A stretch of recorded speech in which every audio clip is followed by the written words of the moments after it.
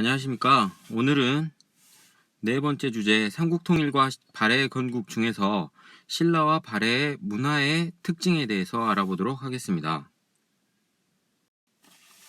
자, 지난 시간에 배웠던 내용을 정리해 보도록 하겠습니다. 일단 신라 같은 경우는 문무왕과 신문왕의 노력으로 나라의 기틀을 마련하게 되었고요. 발해는 발전을 거듭해서 당나라와 대립하기도 했지만 결국 당나라 사람들이 해동성국이라 불릴 정도로 발전을 하게 됩니다. 그 다음 신라와 발해는 당나라, 일본을 비롯한 여러 나라와 교류를 했고요. 교류를 한 길은 육지뿐만 아니라 바다를 이용해서 교류를 하기도 하였습니다. 이런 교류에서 대표적인 인물을 찾아본다면 신라의 해상왕 장보고를 들 수 있겠습니다. 자, 그리고 지난번에 예습 동영상 없이 배웠던 내용이죠. 통일신라에는 신분제도가 있었습니다. 삼국시대에 있었던 신분제도 그대로인데요. 귀족, 평민, 노비로 구분되어 있었습니다. 그런데 교과서에는 안 나오지만 귀족 사이에도 계급이 존재해서 귀족들끼리도 차별을 하기도 하였다고 합니다.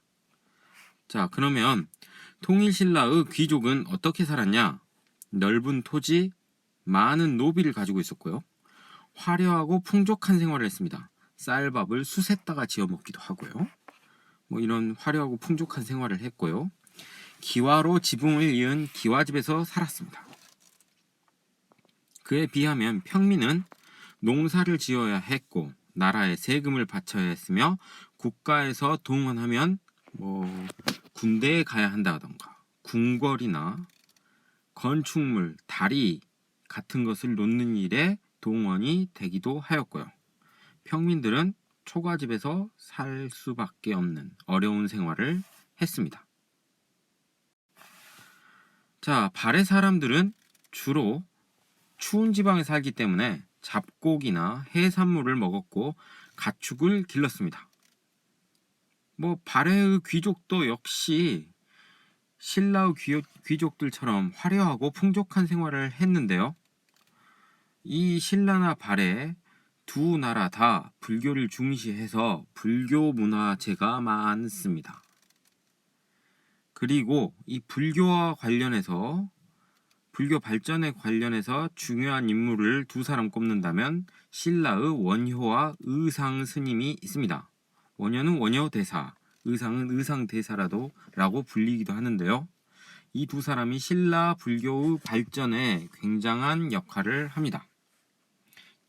여기까지가 지난 시간에 배운 내용이죠. 자, 오늘 배울 내용입니다. 신라 문화의 특징. 첫 번째, 불교를 중심으로 해서 문화를 크게 꽃피웠다. 한마디로 불교 문화재가 많다는 소리입니다. 그래서 절도 짓고 불상도 만들고 탑도 만들고 범종, 절에서 쓰는 종이죠. 범종을 만들기도 했습니다. 그리고 불경 인쇄 기술이 발달해서 여러 가지 불경을 내놓기도 합니다. 그리고 가장 중요한 건데요. 이 신라는 통일을 했기 때문에 고구려 사람도 있고 백제 사람도 신라 안에 다 있죠. 그래서 신라 문화를 기반으로 해서 고구려와 백제 문화를 받아들여 가지고 새로운 문화를 발전시키게 됩니다. 자, 신라를 대표하는 문화재를 봅시다. 일단 절로는 불국사와 석굴암이 있습니다. 전부 다 경주에 있죠. 가본 사람들도 꽤 있을 겁니다.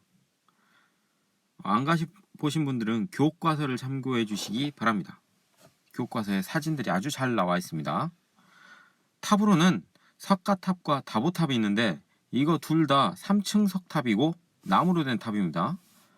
나무가 아니라 돌로 된 탑이죠. 그래서 석탑입니다.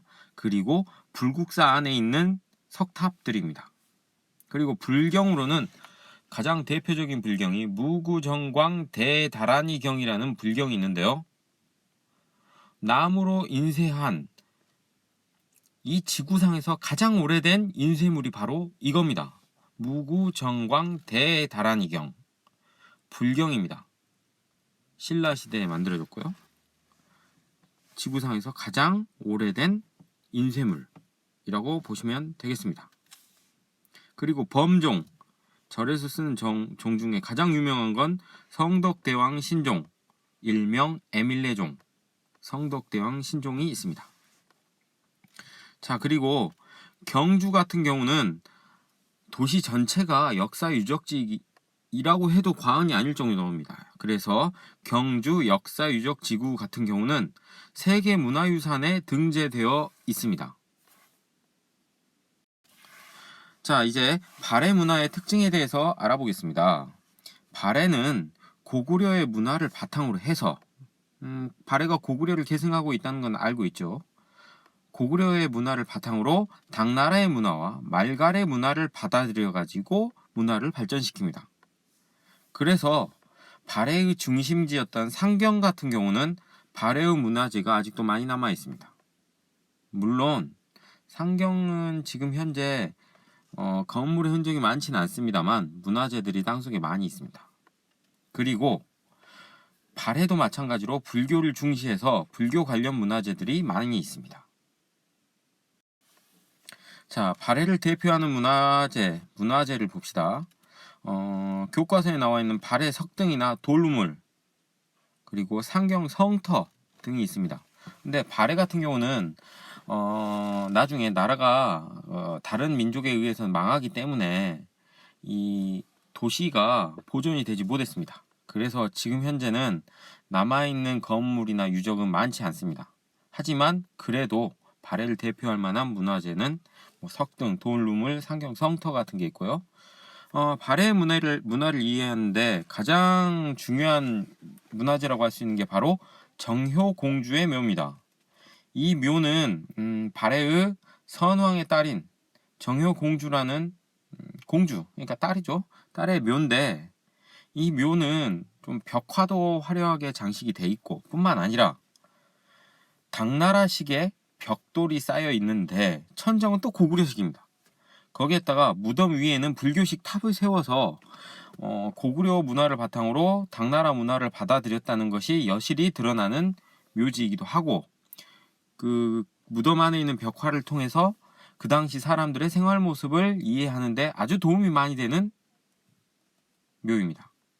근데 안타깝게도 발해가 속해 있던 지역이 지금 현재 중국 땅이다 보니까 우리나라에서 실제로 가서 연구하는데 어려움이 있고, 그 다음에 유물도 우리나라에는 많지 않아서 연구에 어려움이 좀 많다는 점, 그게 안타깝습니다. 자, 그러면 오늘 학습한 내용을 정리해 보도록 하겠습니다. 일단 신라는 고구려와 백제 문화를 받아들여 가지고 새로운 문화로 발전을 시켰다. 첫 번째고요. 두 번째, 신라는 불교 문화를 꽃피웠다. 그런데 그 대표적인 유물로는 불국사 안에 석가탑이나 다보탑, 그리고 석굴암, 그리고 현존하는 가장 오래된 인쇄물인 목판 인쇄물인 무구정광 대다란이경 같은 유물들이 있다. 교과서에 다른 유물도 많이 나와 있습니다. 자, 신라는 이렇고 발해는 고구려 문화를 바탕으로 해서 당나라와 말갈의 문화를 받아들여 가지고 문화를 발전을 시켰다. 그걸 알 수 있는 대표적인 문화재가 바로 정효공주의 묘다. 여기까지가 오늘 배운 내용이 되겠습니다. 자, 듣느라 수고했습니다.